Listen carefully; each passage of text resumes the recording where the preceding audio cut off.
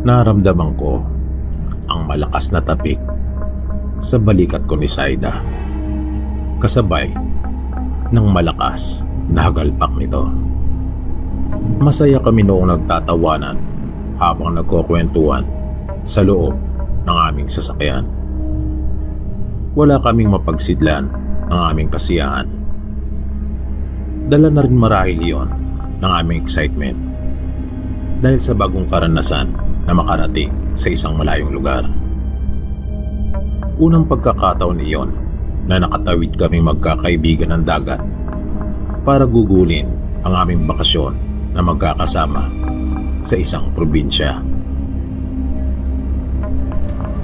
Hindi pa nga napigilan ni Karen ang kanyang sarili nang sabihin niyang dapat raw pala ay noon pa namin iyon ginawa. Masyado rin kasi kami naging abala sa aming mga pang-araw-araw na gawain.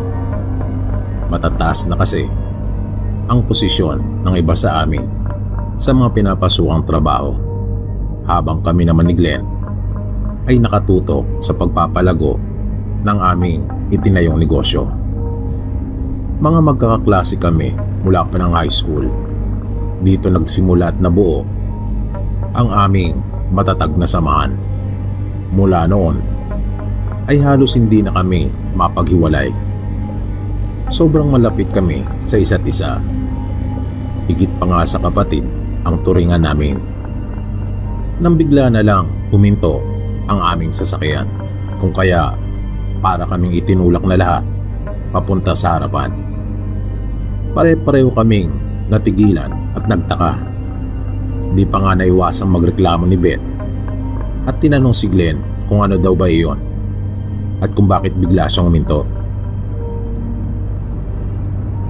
May nabangga yata ako. Maikli naman itong tugon. Hindi namin iyon narinig dahil na rin siguro sa lakas ng aming mga boses at ng tunog na nagmumula sa radyo. Pero nag-alala kami nang marinig namin ang sinabing iyon ni Glenn. Tao ba? Tanong naman kaagad ni Saida. Hindi ako sigurado, tugon muli ni Glenn. At napansin kong nagmuestra na itong bababa mula sa sasakyan. Kaya napatanong ako kung okay lang ba. Dahil sa napansin kong nasa kalagitnaan kami ng kawalan. Isang lugar na walang kabahay-bahay at napapalibutan ng napakaraming puno. Isang lugar na masukal. Napakiramdam ko anumang oras ay may maaaring sumulpot mula sa likod ng mga iyon at gawang kami ng masama. Kaya nga habang binabagtas namin ang rough road na iyon, ay panay ang tanong namin kay Karen kung tama ba ang aming dinaraanan at kung hindi ba kami naliligaw. Isiniguro naman niya sa amin na amin namang nasusunod lahat ang itinuro sa kanya ng mga pinsan.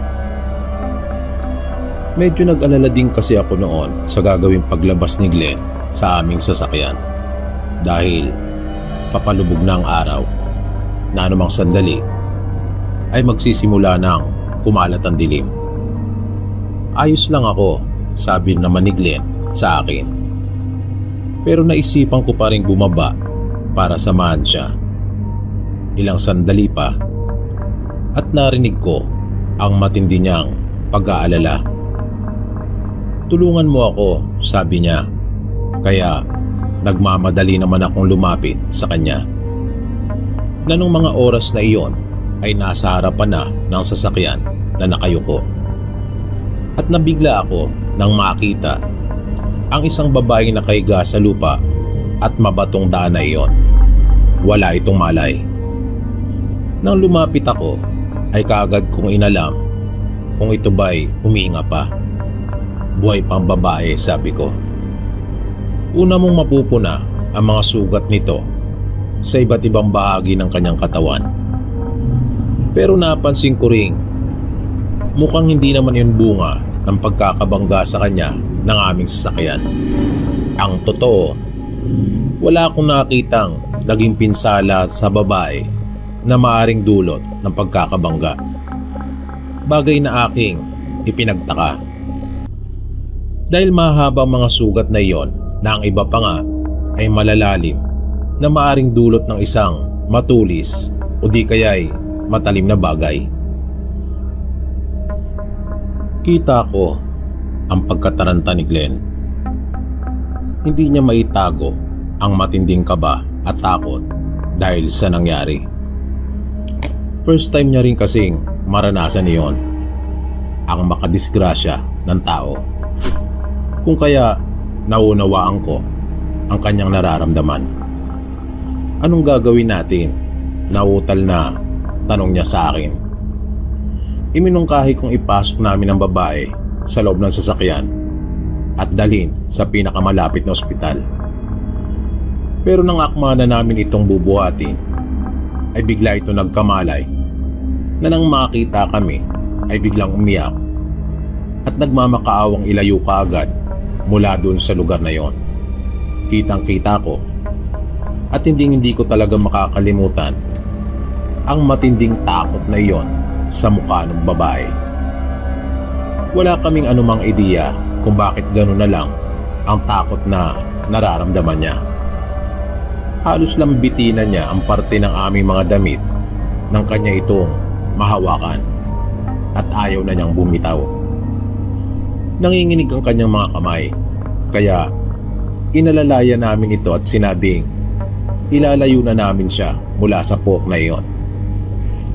Nang nakatayo na kami at kasalukuyan ng naglalakad papunta sa likurang bahagi ng sasakyan, ay biglang natigilan yung babae at napalingon, sabay sabi na nariyan na sila. Sinong sila? Mabilis na tanong naman sa kanya ni Glenn. Hindi na ito sumagot. Nataranta ng muli yung babae at paulit-ulit na nakiusap sa amin na umalis na kami, kasabay ng muling pag-iyak nito. At kahit nahihirapan ay nagmamadali ito at nais pang mauna sa amin doon sa likurang pintuan ng sasakyan at panay na ang yaya niya sa amin. Buti na lang at yung Land Cruiser ni Glenn ang naisipan nitong dalhin, kung kaya may malaki pang espasyo para sa babae. Matapos na mabuksan ang sasakyan ay kaagad na itong sumampa. Nang makasakay na yung babae ay naglakad na rin kami ni Glenn para bumalik na sa aming mga pwesto. Pero bago pa namin mabuksan ang magkabilang pintuan ng sasakyan sa unahan, ay nakita namin yung maraming bilang ng ibon na tila ba nabulabog at magkakasabay na nagsiliparan. Kasunod noon ay ang malakas na mga pagkaluskos at paghawi ng mga nagtataasang damo at halaman na para bang may mabilis na dumadaluhong papalapit sa amin. Kung kaya nagmadali na rin kami ni Glenn.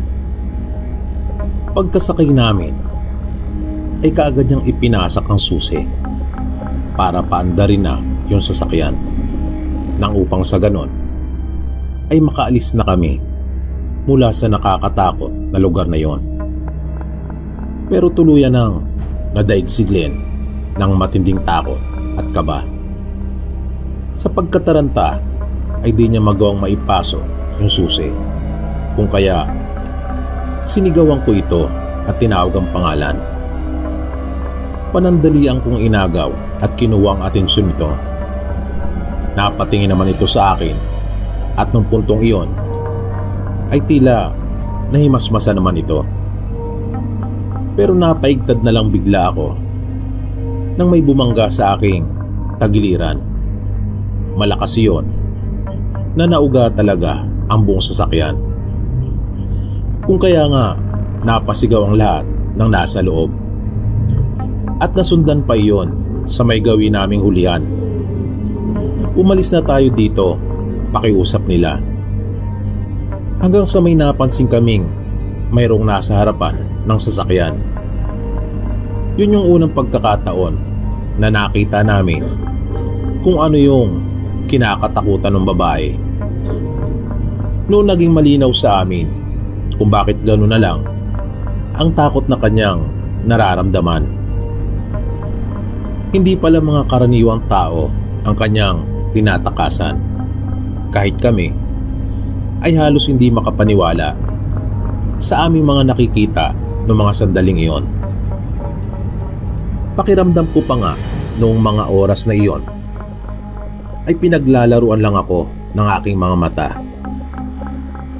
Para iyong isang bangungot na hindi nanaisin ni numan na maranasan. Ang hirap ilarawan yung eksaktong nararamdaman ko noong mga oras na yon. Napakabigat. Na makita pa lamang sila ay mararamdaman mo na kaagad yung matinding kilabot, maging yung panganib na maaring idulot ng mga ito. Kaya pala nabalot ng matinding takot yung babae. At may sumulpot pa sa magkabilang gilid ng aming sasakyan. Parang kabuti ang mga ito na isa-isa pero mabilis na nagsisisulputan. Unti-unti nang kumakalat ang dilim ng mga sandaling iyon na lalo pang nagpaigting ng nararamdaman naming kilabot. Umpakang magkabilang pisngi ng mga ito na ang kanilang mga mata ay talaga namang nanlilisik. Ang mga braso nilang bagyang nakadipa ay may mga kamay na nagtataglay ng mga daliring mas mahaba kaysa sa karaniwan na may mahaba ring kuko. Mga kuko na hindi rin pangkaraniwan pagkat matutulis at matatalas ang mga ito. Nalubaring matitigas pagkat nagawa nilang mabasag ang mga salamin at nag-iwan ng mga marka sa katawan ng sasakyan. Nang halos magkakasabay silang sumugod, buti na lang at nagawa na ring mapaandar ni Glenn ang sasakyan at nagawa naming makalayo mula doon. Dahil kung hindi, sigurado akong napahamak na kaming lahat dahil sa ginawang pag-atake ng mga ito. Pero ang bangungot na karanasang iyon ay hindi pa doon nagtapos. Dahil mas matindi pa ang mga sumunod na nangyari. Nang binabagtas na namin yung daan na yon na para bang walang hangganan, na ang tanging liwanag at tanglaw namin ay nagmumula sa aming sasakyan, ay may biglang sinabi yung babae. Mga pangungusap na lalong nagpakabanungso sa amin.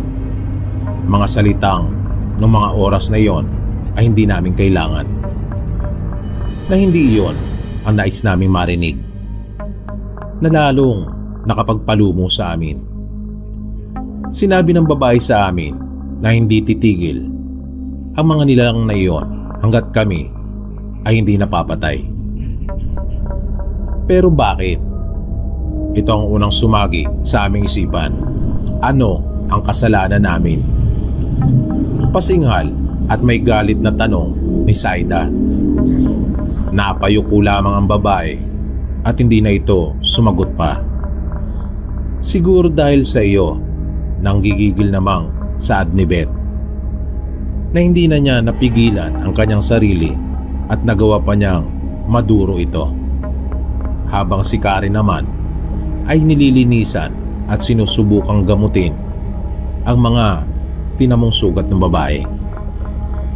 Walang may gusto ng lahat ng ito, wika ko, para humupa lang ang tensyon sa loob ng sasakyan. Pero tila nagkamali yata ako dahil lalong nagpuyos sa galit si Beth at tuluyan nang di napigilan ang sarili. Siya lang naman talaga ang kailangan ng mga halimaw na yon, di ba? Kaya nga siya hinahabol. Ngayon, pati tayo nasa panganib na dahil sa kasama natin siya. Dahil nakatakas siya mula sa mga yon dahil sa atin. Kailangan niya ng tulong at siguro nagawa niya ring makatakas sa kanila kundi sinasadyang nabangga siya ni Glenn. Pagpapaliwanag ko. Kasalanan ko pa ngayon. Mabilis na sabat naman ni Glenn. Hindi naman sa ganun pare, hindi yun ang ibig kong sabihin. Kaya nga kanina ko pa sinasabi na walang may gusto ng lahat ng ito, di ba? Baka nakatakda lang talagang mangyari ang lahat ng ito. Baka may mahalagang dahilan. Pagpapatuloy ko. Ayang ka na naman sa mga baluktot mong paniniwala. Nakatakdang mangyari. Nakakatawa ka talaga. Alam mo, yan ang isang dahilan kung kaya nagkalabuan tayo. Mga paniniwala mong wala sa ayos. May panunumbat na sabi ni Beth. Biglang natigilan ng lahat. Pakiramdam ko ay natuong lahat ng kanilang atensyon sa akin. Namagitan ang matinding katahimikan sa loob ng sasakyan. Hanggang sa sinubukan ni Glenn na basagin ang katahimikan na yon. Pero ilang beses mo nang napaihim na halatang kumukuha ng buwelo bago magsalita. Sinabi niya kay Karen na kung maaari ay tawagan na lang nito o di kaya i-text ang mga kamag-anak. Pero sa kasamaang palad, nang kunin niya ang cellphone ay napansin kaagad niyang wala itong signal. Pero sinubukan pa rin niya at nagbaka sakali. Pero wala talaga. Kahit paulit-ulit niyang sinubukan ay wala talaga siyang napala. Hanggang sa biglang may napansin si Glenn at napabulalas. Parang galing na tayo dito, may pagtatakang wika nito. Kung kaya napasilip kami sa may bintana at napansin ko ngang parang dumaan na kami sa bahaging iyon ng daan. Masama ito, biglang sabi ng babae. Gumagamit na sila ng isa sa kanilang mga kakayahan. Dagdag na wika nito. Ano ang gagawin natin ngayon? Nag-aalalang tanong ni Saida. Na sa tinig nito ay hindi mo kakabakasan ng kahit kaunting pag-asa. Humingi yung babae ng matulis na bagay. Kahit ano raw, kung may dala kami.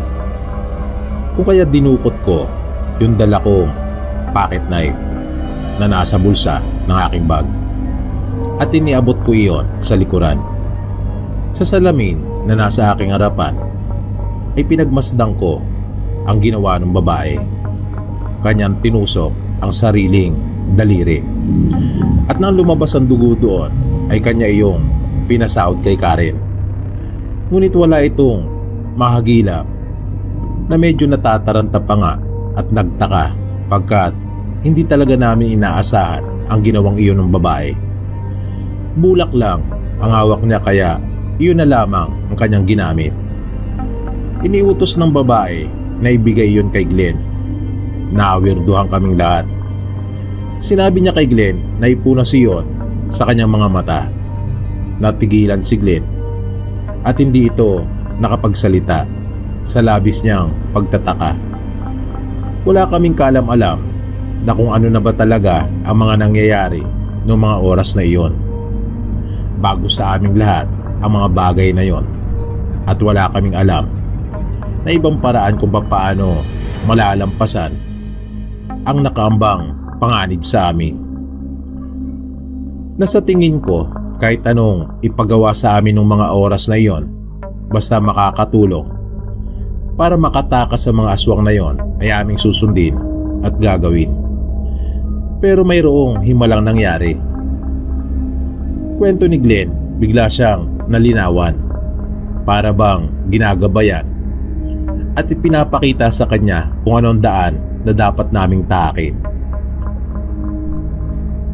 Matapos niyang ipahid yung bulak kung saan naroon yung dugo ng babae.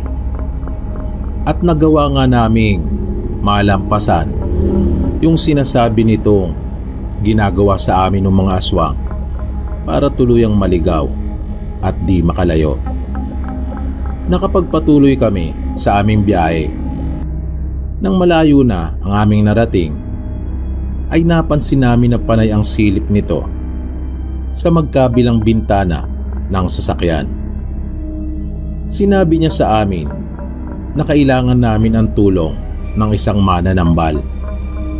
Ito ang katumbas ng salitang albularyo doon sa kanilang probinsya. Pero sa sinabing ito ng babae ay kaagad na tumutol na naman si Beth. At sinabing kailangan na naming dumiretso sa bahay ng mga kamag-anak ni Karen dahil siguradong hinihintay na kami ng mga ito at nag-aalala na. At sigurado daw siya na ligtas na kami pagdating namin doon. At kanyang muling pinasubukan kay Karen na kontakin ito ang kanyang mga kamag-anak. Pero wala pa ring signal. Muli nagpatuloy si Beth at sinabing wala namang problema kung hindi pa rin makontak ni Karen ang kanyang mga kaanak. Total naman daw ay alam na nito ang daan papunta sa bahay ng mga ito. Pero sinabi ni Karen na hindi na niya alam kung nasa na sila dahil nag-iba na sila ng daan. At dahil sa unang beses pa lang din niyang nakauwi ng probinsya kung kaya hindi siya pamilyar sa mga bayan at lugar dito.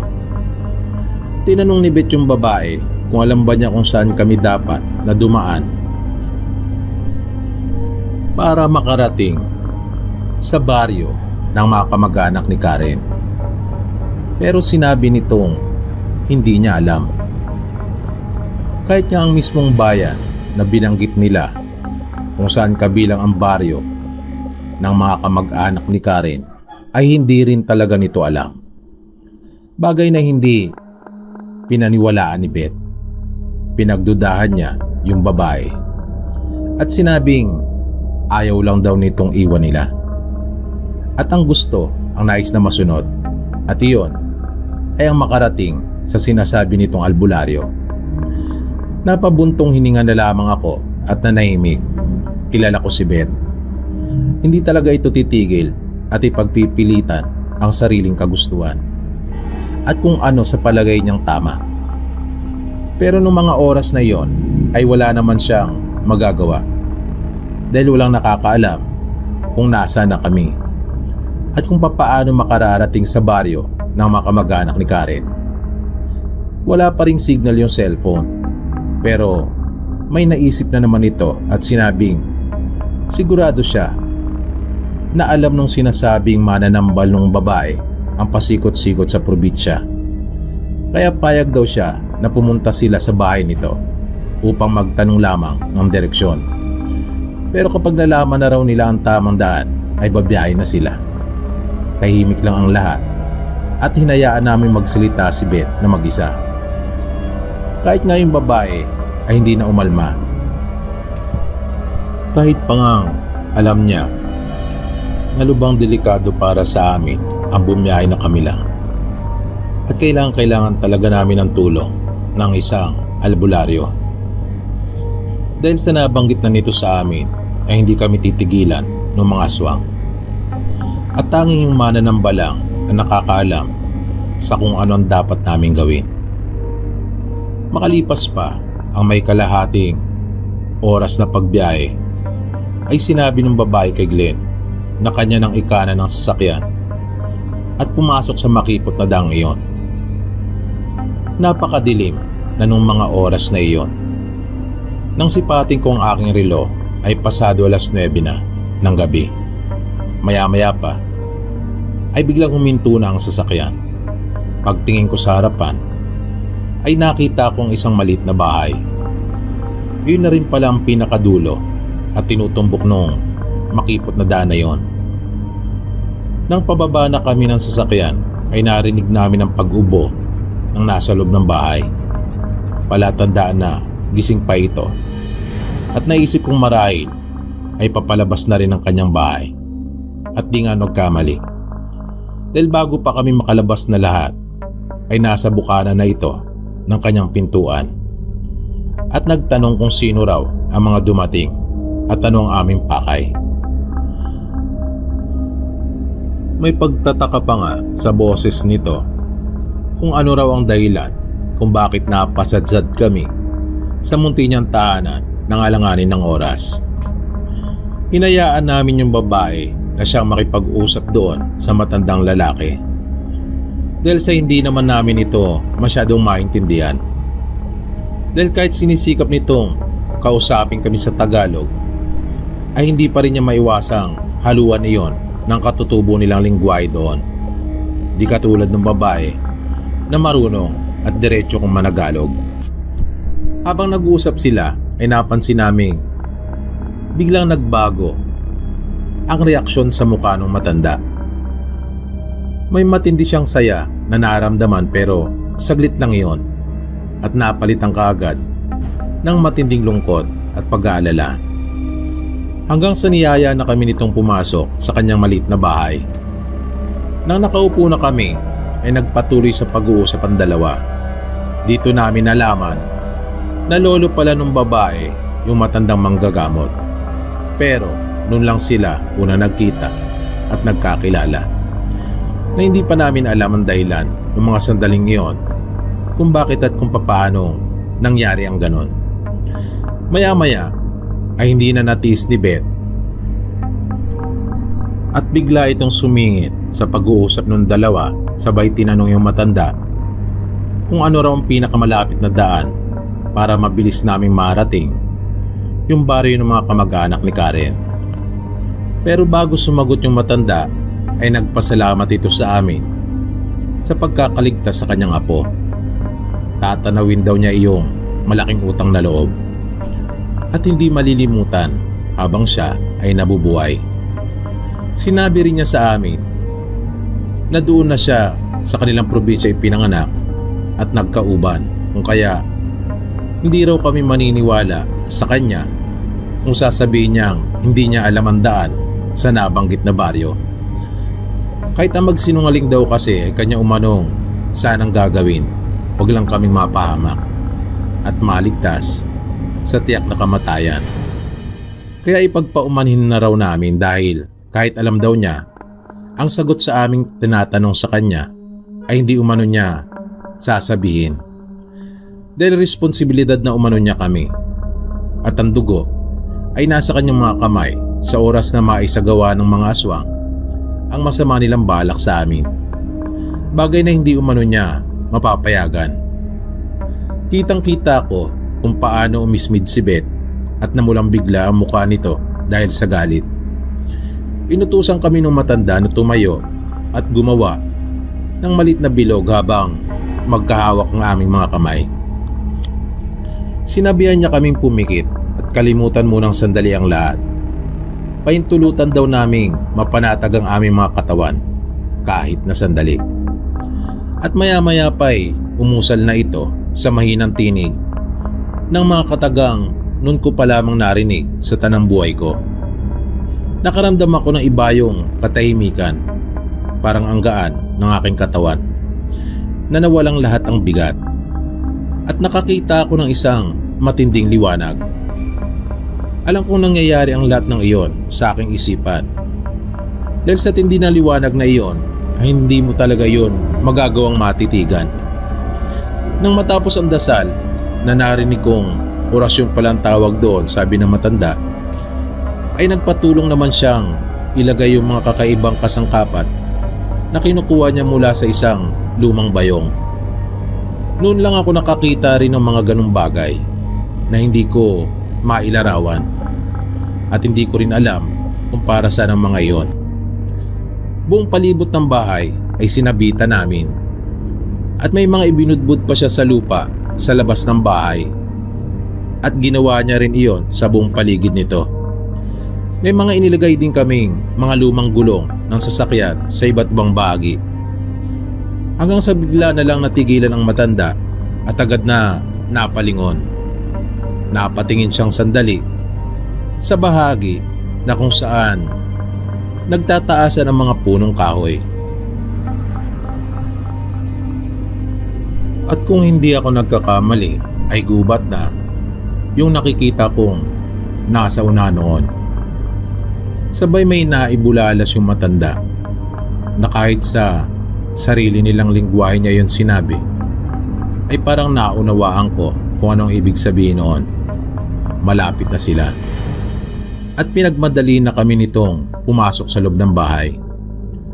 Pagkapasok namin sa loob ay may hinila itong isang malaki at lumang baol mula sa ilalim ng papag na kanyang hinihigaan.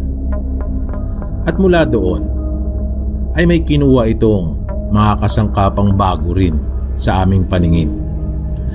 Napansin kong mga sandata iyon, ngunit hindi yari sa metal, kundi sa mga kakaibang bato na sadyang pinatulis at hinasang mabuti para tumalas. Masinsinang kaming kinausap ng matanda sa tulong ng kanyang apo.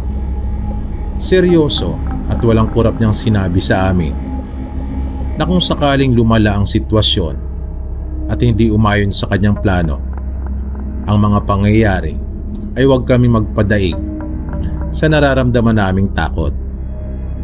Dahil sa mga sandaling umano iyon, ang pinakamahigpit naming kalaban ay ang aming mga sarili. Kaya mahalaga na amin muna itong mapagtagumpayan. Kabilin-bilinan niya sa amin, huwag kaming maniwala at umasa sa kung ano lamang ang aming nakikita, kundi mas umasa kami sa kung ano ang aming nararamdaman. Dahil ang mga aswang ay sadya umanong mapanlin lang, at ang tanging paraan para mapatay ang mga ito ay ang maihiwalay ang ulo sa kanilang mga katawan. At may iniabot siya sa amin na nakabalot sa telang kulay pula. Dagdag pa ng galang daw namin iyon.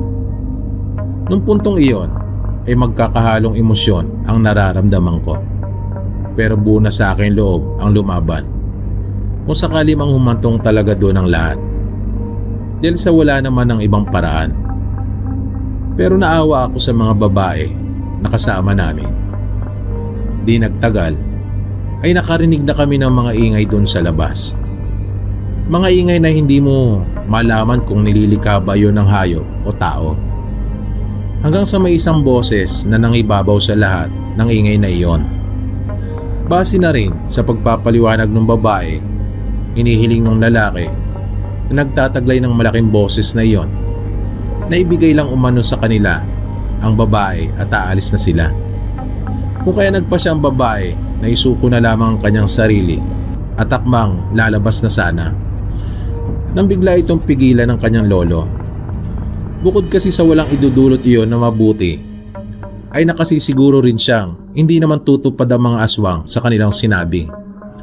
Kaya mahigpit ang pagkakahawak nito sa braso ng kanyang apo at umiling. Sumagot ang matanda at tasang sinabi na hindi siya makapapayag sa gusto mangyari ng mga ito. Matapos iyon ay nagsimula na magkagulo sa labas at mas lalo pang tumindi ang mga ingay.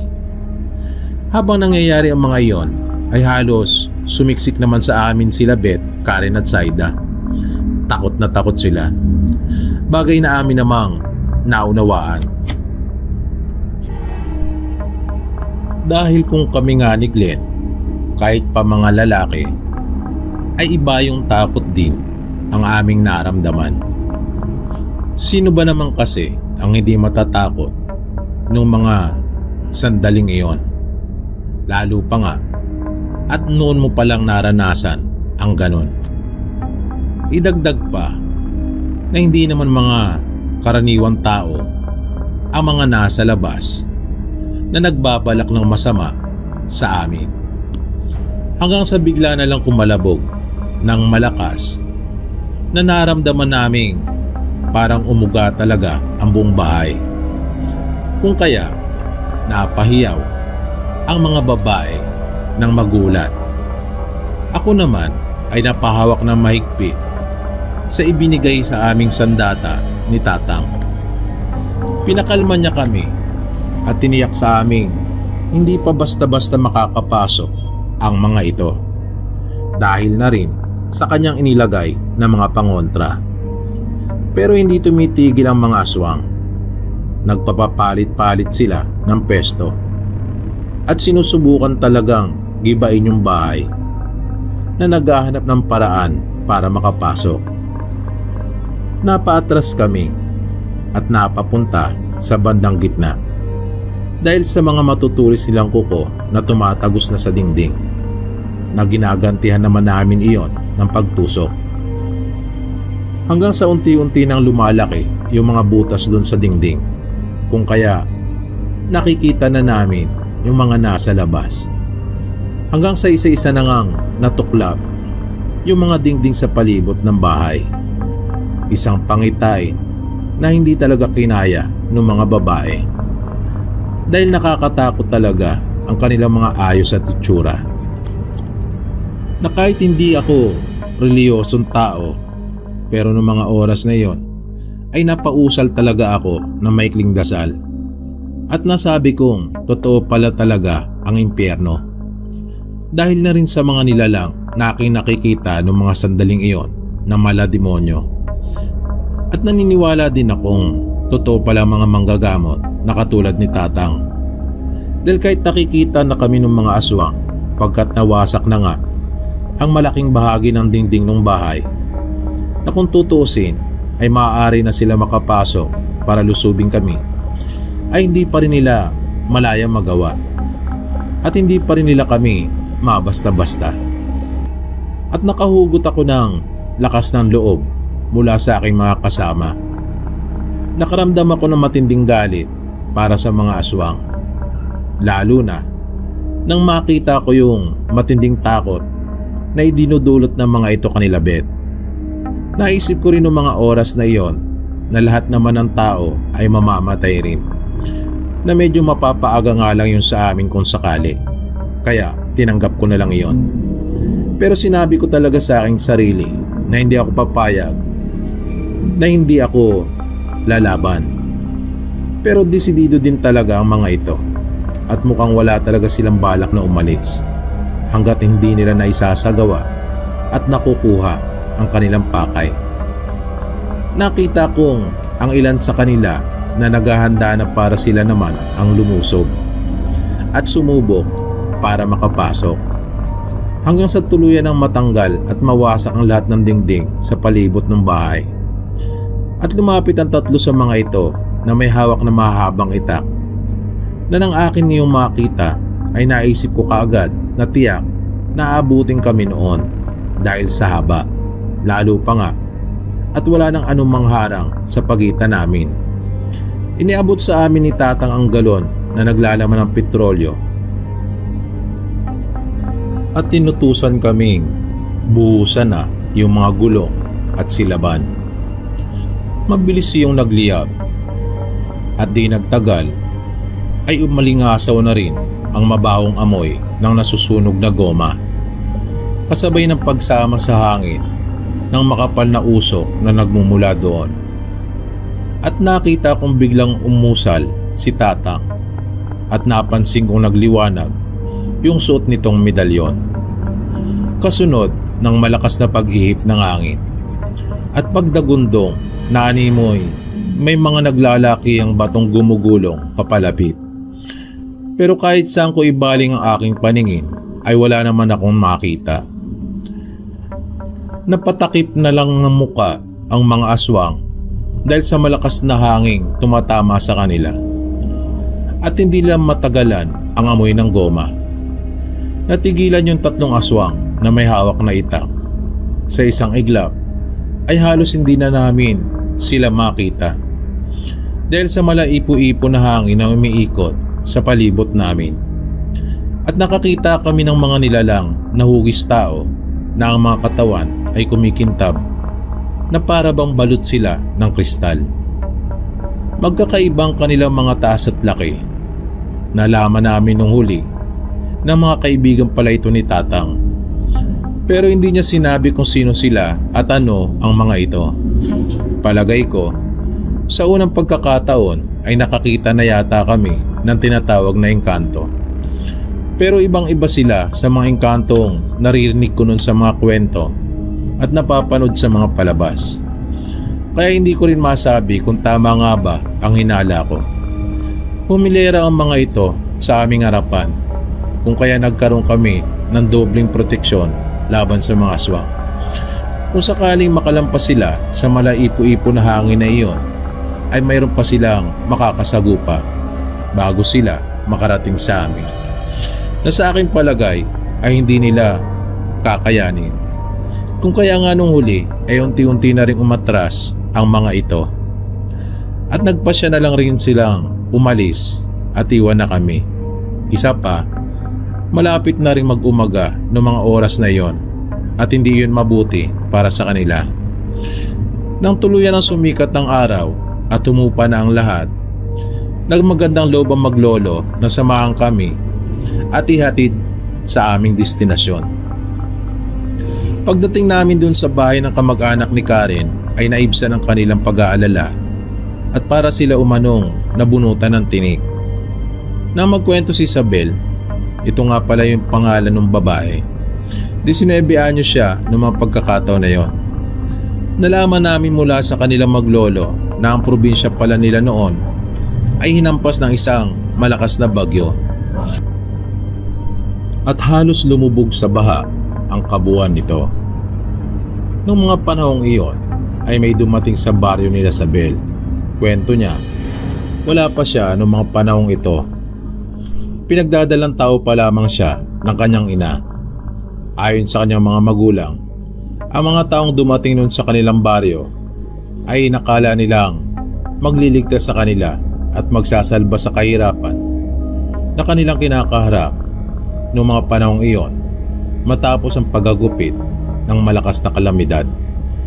Ito ay base na rin sa kanilang pagpapakilala, partikular na ang kanilang pinuno na kilala sa bansag na ang hukom.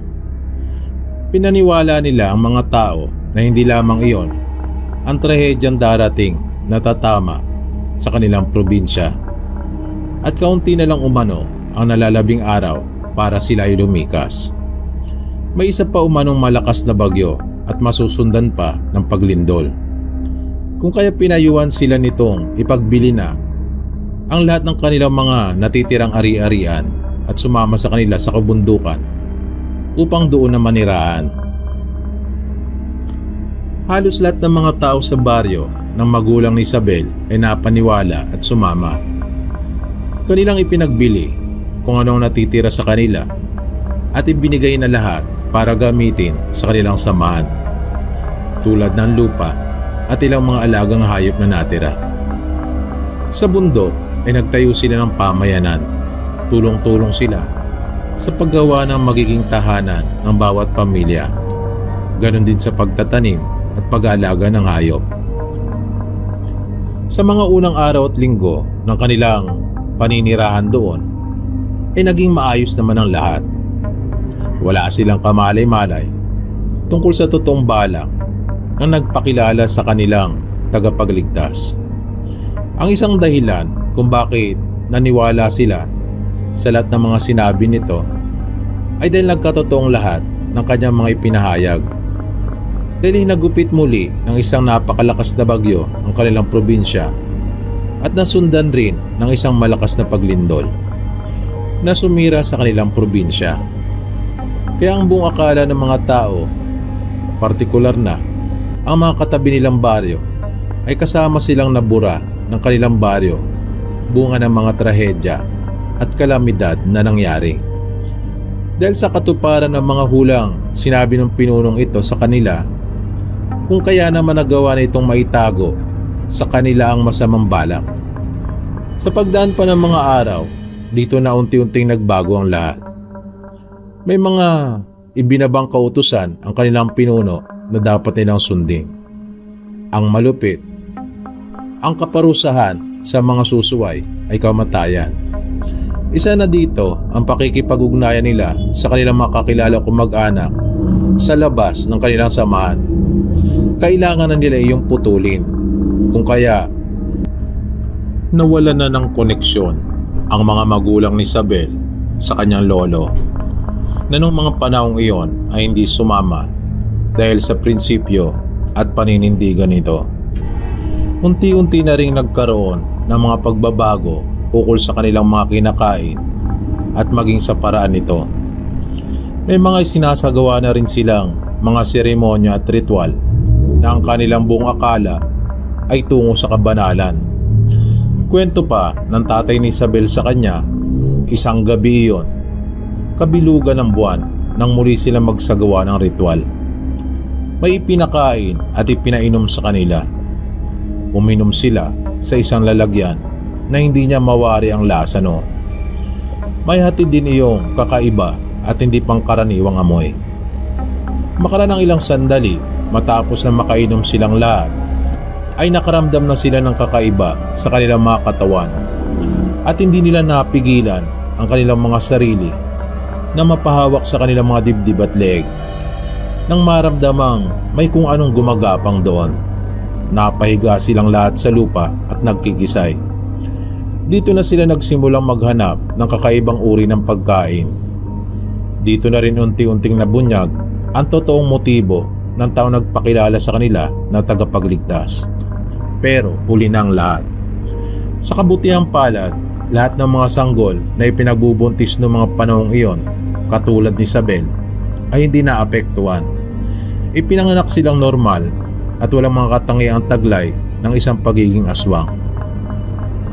Pero bata pa lamang sila noon ay may plano na para sa kanila ang aswang na pinuno. Si Isabel ay nakatakda na sanang ikasal sa nag-iisang anak nito na lalaki. Ito ang dahilan kung bakit ganun na lamang ang kanilang galit. At dahil ang paniniwala nila, lahat ng kaanib sa kanilang samahan ay kanila ring pag-aari. At hindi nila pinahihintulutan ang pag-alis dito. Sinubukan nilang humingi ng tulong sa mga kinauukulan upang matulungan at mapalaya ang mga taong nabulag ng samahan. Pero nang puntahan na ito ng mga sundalo, ay wala na silang naabutan. Mula noon, ay wala na silang nabalitaan pa tungkol sa mga ito. Hindi nila alam kung saan sila lumipat at nagsimula ng bagong pamayanan.